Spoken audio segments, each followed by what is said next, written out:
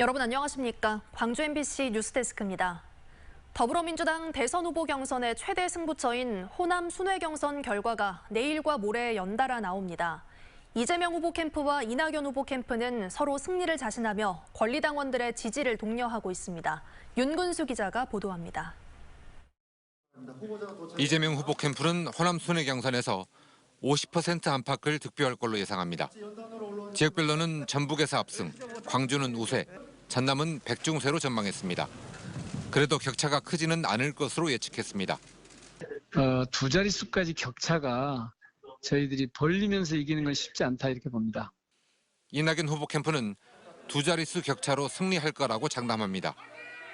전체적으로 합산하면은 10%에서 20% 이상을 이낙연 후보가 이길 것이다 이렇게 전망합니다. 그러면서 호남 인물에 대한 지역민들의 갈증과 대장동 의혹으로 달라진 바닥 민심을 근거로 들었습니다.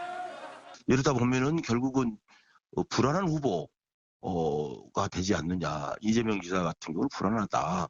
이런 것들이 여론이 작용을 할 것으로 보여집니다. 반면 이재명 후보 캠프는 대장동 의혹이나 출신 지역은 별 영향을 미치지 못할 걸로 보고 있습니다.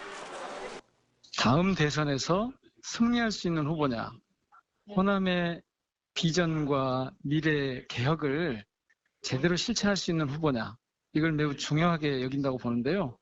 개혁성과 추진력을 내세우는 이재명 후보, 안정감과 경륜을 앞세운 이낙연 후보. 두 후보의 접전이 예상되는 가운데 2차 슈퍼위크를 일주일 앞두고 공개되는 호남권 순회 경선 결과가 결선 투표 가능성 여부를 사실상 결정지을 것으로 보입니다. MBC 뉴스 윤문수입니다. 전국적으로 코로나19 신규 확진자가 역대 최다를 기록한 가운데 광주 전남에서도 확진자가 잇따르고 있습니다. 방역당국은 다음 주에 확산세가 더 심해질 것으로 예상하고 있는데요. 타 지역을 방문한 시민들은 증상 유무에 상관없이 진단검사를 받아줄 것을 호소했습니다. 보도에 송정근 기자입니다. 코로나 사태가 시작된 이후 가장 많은 일일 확진자가 전국에서 발생했습니다. 2,434명으로 지난달 11일 2,221명을 기록한 이후 44일 만에 역대 최다 기록을 경신했습니다. 광주도 예외는 아닙니다. 광주에서도 어제 42명의 확진자가 발생하는 등 지난 17일부터 어제까지 하루 평균 34.6명의 확진자가 발생했습니다. 직전 일주일 동안 하루 평균 24.1명이 발생한 것과 비교해보면 하루 평균 10명이 증가한 수치입니다. 이 같은 확산세는 더 강해질 것으로 예상되고 있습니다. 어제 16,000여 명이 진단검사를 받는 등 검사자 수가 증가하고 있고 타 지역 이동량 증가와 잠복기 등을 감안할 때 다음 주가 고비가 될 것으로 예상되고 있습니다. 확산세는 놀라우면서도 또 이런 상황을 미리 막지 못해서 대단히 안타까운 심정입니다. 이번 명절 대이동의 여파가 본격적으로 나타날 매주까지 방역관리가 매우 중요합니다. 광주시 방역당국은 시민들의 협조를 부탁했습니다. 외국인 고용사업장 등에서는 근로자의 코로나19 진단검사 결과를 확인한 뒤 업무에 배치해 줄 것을 공고했고 공원 등 야외 공간에서의 음주 취식 행위를 금지해달라고 요청했습니다. 특히 최근 동구 소재 목욕장에서 발생한 확진자 9명 중 8명이 2차 백신 접종을 완료한 상태에서 돌파 감염됐다며 산밀 환경에서는 최소한의 시간만 머물러 줄 것을 호소했습니다. 시민 여러분께서는 불급한 모임과 행사는 미뤄주시고 마스크 착용과 거리 두기 등 기본 방역 수칙을 철저히 지켜주시길 당부드립니다.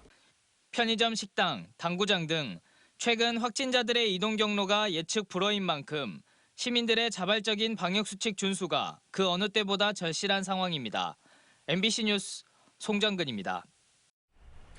국토교통부가 광주공항과 무안공항의 통합을 군공항 이전과 연계해 추진하기로 했습니다. 국토교통부가 오늘 고시한 제6차 공항개발 종합계획에 따르면 무안공항을 서남권 중심 공항으로 활용할 수 있도록 광주공항과의 통합을 추진하되 통합 이전 시기는 광주 군공항 이전 추진 상황과 지역 의견 등을 종합적으로 고려해 결정하기로 했습니다. 또 통합에 대비해 무안공항의 시설 확충과 교통 여건 개선 등도 추진하기로 했습니다. 김산 무안군수는 국토교통부가 고시한 제6차 공항개발 종합계획과 관련해 유감스럽다고 밝혔습니다. 김 군수는 지난해 1월 국토부가 발표한 제3차 항공정책 기본계획에도 무안 광주공항 통합은 계획대로 추진하는 것으로 명시하고 있었다며 왜 군공항 이전이 국방부도 아닌 국토부의 제6차 공항개발 종합계획에 포함됐는지 이해할 수 없다며 반발했습니다. 또 이번 계획은 지역 간 갈등과 분열만 키운 잘못된 행정 사례로 남을 것이라고 주장했습니다. 정의당 광주시당이 기후위기 대응을 촉구하는 기후파업 공동선언문을 발표했습니다. 정의당 광주시당은 온실가스를 줄이기 위한 정부와 기업의 소극적인 대응을 비판하며 석탄 화력 발전소 건설 중단과 재생에너지 발전 비중 상향 등을 요구했습니다. 또 기후 악당 행위를 일삼는 정부와 기업 등을 상대로 적극 싸워나가겠다며 탄소 친화적이고 자본 친화적인 현재의 시스템을 근본적으로 바꿔나갈 것이라고 선언했습니다. 세계적인 사진작가들이 다도의 섬과 주민들의 삶을 기록하는 작업을 시작했습니다. 세계 자연유산으로 지정된 아름다운 섬들이 예술가의 시선으로 재조명됩니다. 양정은 기자의 보도입니다. 지난 1989년 베를린 장벽 붕괴 당시 동독 측에서 역사의 현장을 기록했던 사진작가 마크 파워. 세계를 돌며 주민들의 삶과 일상을 렌즈에 담아온 벽안의 작가가 이국의 섬 전남 신안군 해안에 섰습니다. 앞으로 3주간 머물며 유네스코 세계자연유산으로 등재된 갯벌 속의 생명을 사진으로 기록합니다. I'm interested in how the mudflats are used by people, by the community, and so that's going to be something that I'm going to have to learn in the next few days.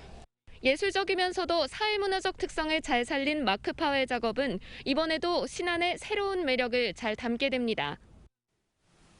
마크 파워를 시작으로 브루스 길든, 요나스 벤딕슨 등 앞으로 5년간 다도해를 찾을 세계 유명 사진그룹 매그넘 소속 사진작가는 모두 10명. 지역의 사료를 남기고 싶다는 전남 신안군의 러브콜을 받아들여 우리나라 다도해의 섬과 풍경, 삶을 객관의 시선으로 카메라에 담아낼 예정입니다. 세계에 홍보하는 데 있어서 가장 적은 비용으로 극대화 효과를 거둘 방법이 뭘까 생각해 봤더니 사진을 통해서 홍보하는 게 효과가 제일 크다는 생각이 들었기 때문에 신안군은 작업이 끝나는 대로 이들이 담아낸 사진 작품들을 기증받아 차례로 일반에 공개할 예정입니다. MBC 뉴스 양정은입니다. 전남대학교 병원이 개원 111주년을 맞아 새 병원 건립을 통해 뉴 스마트 병원으로 도약하겠다는 포부를 밝혔습니다. 전남대병원은 오늘 오후 동구 학동 전남대 의과대학에서 기념식을 열고 제4차 산업혁명 시대를 맞아 급격한 의료 환경 변화에 적응하기 위해 역량을 강화하겠다고 밝혔습니다. 한편 새 병원 건립과 관련해서는 계획대로 추진하고 있다고만 밝히고 부지 등의 구체적인 언급은 하지 않았습니다. 광주 서부경찰서는 술을 마시고 운전한 혐의로 52살 A씨를 붙잡아 조사하고 있습니다. A씨는 어젯밤 11시쯤 광주 서구 치평동의 한 사거리에서 만취 상태로 자신의 차를 운전한 혐의를 받고 있습니다. 경찰은 차선을 넘나들며 주행하는 차량이 있다는 시민의 신고를 받고 단속에 나섰고 적발 당시 A씨의 혈중 알코올 농도는 면허 취소 수준이었던 것으로 드러났습니다. 어린이 보호구역의 속도 위반 단속 건수가 급증한 것으로 나타났습니다. 민주당 한병도 의원이 경찰청으로부터 제출받은 국정감사 자료에 따르면 광주의 스쿨존 속도 위반 단속 건수가 지난 2017년 4,100여 건에서 지난해에는 28,600여 건으로 4년 사이 7배가량 늘었습니다. 같은 기간 전남에서는 5,900여 건에서 29,900여 건으로 약 5배 증가했습니다. 이 같은 현상은 이른바 민식이법 시행으로 스쿨존에 설치한 무인 단속 장비가 크게 늘어났기 때문으로 보입니다. 곡성경찰서는 상습적으로 환각물질을 흡입한 혐의를 받는 34살 A씨에 대해 구속영장을 신청했습니다. A씨는 지난 7월 14일 저녁 8시쯤 곡성군에 위치한 자택에서 공업용 본드를 들이마시는 등 상습적으로 환각물질을 마신 혐의를 받고 있습니다. 경찰을 피해 달아난 A씨는 2달여 만에 친척 집에서 검거됐고 경찰은 A씨가 재범할 가능성이 크고 도주의 우려가 있다고 보고 구속영장을 신청했습니다.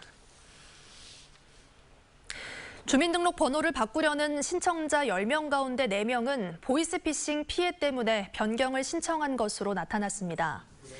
민주당 이영석 의원이 행정안전부로부터 제출받은 자료에 따르면 지난 2017년 주민등록번호 변경 제도가 시행된 이후 4년 동안 신청 건수는 모두 4,080건이었고 이 가운데 43.9%가 보이스피싱 피해 때문이었습니다.